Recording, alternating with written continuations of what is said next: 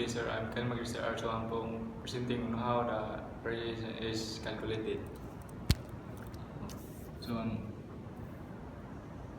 given variation is 4 degree 15 minutes with and 2009 8 minutes is. So ang present year karon is 2025 ug ang current given year is 2009.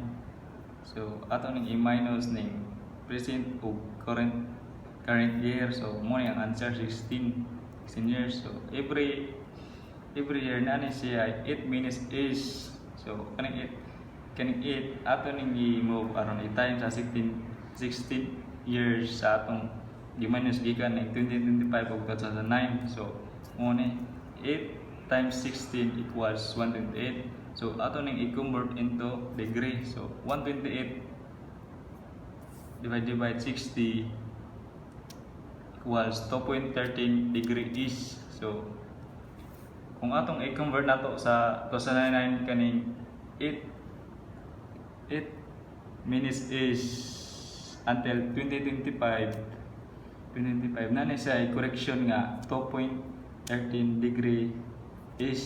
So from 2025 mo ni siya ang correction 2.13 degree is.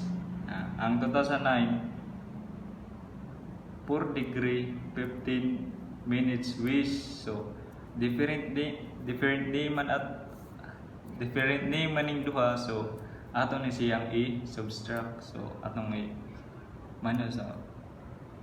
So atong nakuha nga variation is 2 degree 2 minutes with.